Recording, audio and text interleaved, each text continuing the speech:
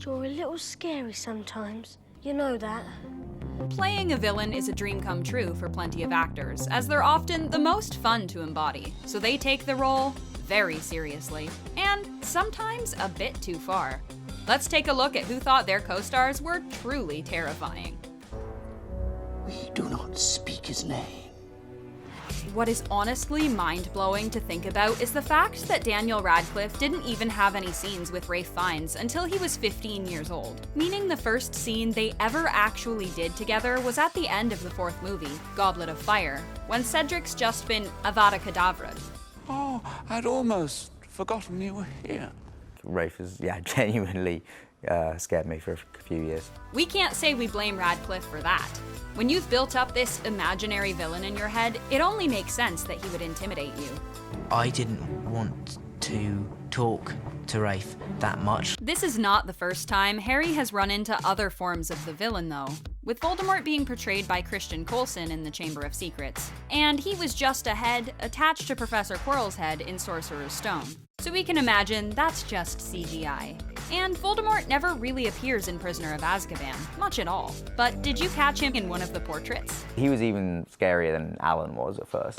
The gossip got away from people when it came to Suicide Squad. Jared Leto did a lot of prep work to get into character as the Joker. He even sent a live rat in a box to Harley Quinn actress Margot Robbie. I wasn't dead shot at all in that moment. Yeah, it was pretty, oh!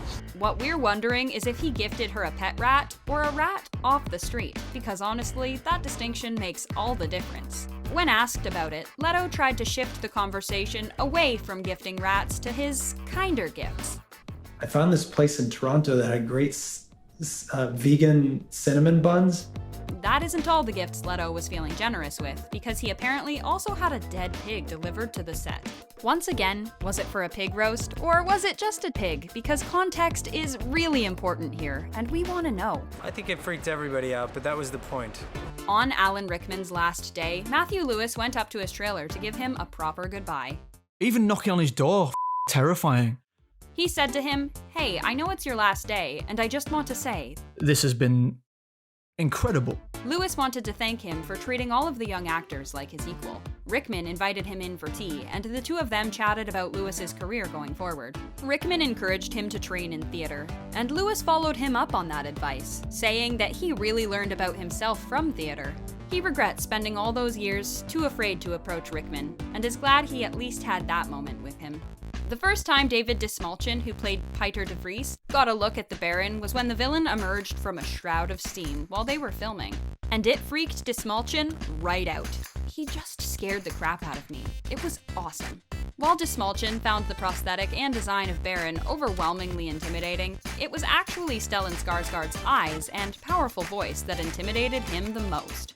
God, I really do love him. Going earnest, oh no, I really do love him. Jennifer. Jennifer Lawrence's friendship with Josh Hutcherson runs deep, and at the point in filming where she sees Peeta on a screen in Mockingjay Part 1, she actually hadn't seen her friend in a long time, because Hutcherson's roles were filmed separately. To get Lawrence's authentic reaction, they actually played the final footage of Peeta begging for District 13 to stop, the footage where you could see Peeta was being tortured. The director really believed the distance helped. Suddenly seeing him up on the screen and, in pain and sort of tortured I think it worked well for her emotionally. Apparently, it wasn't hard to get those real tears flowing. It's pretty cute to see she actually cares for Hutcherson as much as her character cares for Peeta. Talk about good on-screen chemistry. Peeta.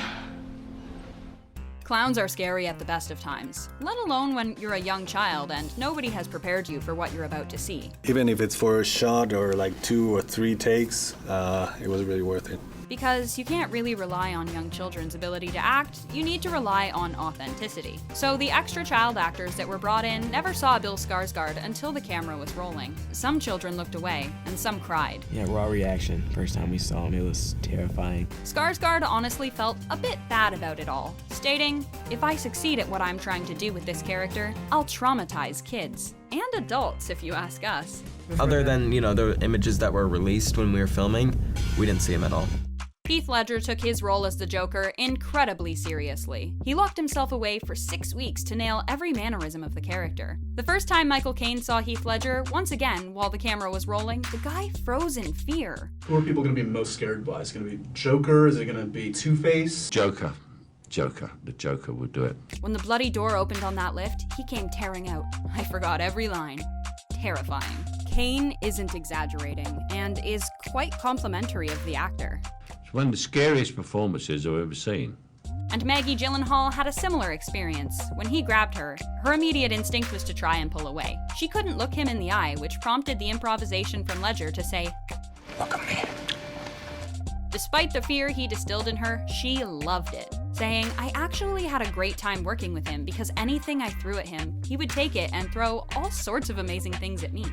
Lupita Nyong'o would work on her acting off-screen, which freaked out her co-star, Shahadi Wright-Joseph. She really kind of spooked me out a little bit because she would really get into character and wouldn't talk. We'll admit, that would freak us out a little bit too. It was kind of creepy. But despite that, Shahadi said it was a lot of fun for her to experience all those other sides of Lupita's character. Remember the boat scene from Willy Wonka and the Chocolate Factory? It's a bit hard to forget, given how creepy it was. They didn't know what I was going to do. Imagine how it would have felt to be one of the child actors on that thing, especially when the director didn't tell the actors what Gene Wilder was planning for the scene.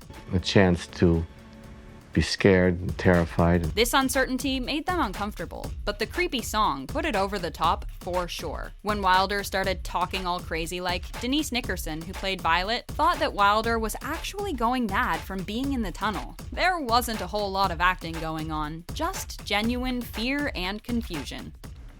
But I really let him have it. Shelley Duvall spent a lot of the Shining shoot actually in distress since the director wanted to keep her crying as authentically as possible. This really took its toll on Duvall, as The Shining still holds the Guinness record for highest number of retakes of a shot with dialogue. This leaves her in a very vulnerable place for when she's acting opposite Jack Nicholson. The scene with the baseball bat was absolutely terrifying for her, partially because the danger felt so real, but partially because they took 3 weeks to film it. Poor Duvall said she'd cry when she woke up in the morning over the idea of having to cry more all day, and she just wanted the experience to end. But she was impressed by her co-star, saying, "Jack was so good, so damn scary." You think maybe he should be taken to a doctor? So actors can be scared of their acting partners for all sorts of different reasons. Surprise, stress, and unpredictability are just some of the mind games that happen in the studio. And then there's the physical side, the real danger, the weird makeup and prosthetics. But behind the characters is quite often a genuinely good person who just wants to do a good job. And maybe some of that fear just isn't justified. Alan Rickman sounds like he was a big softie when it came to children. Which experience do you think would be scariest to you?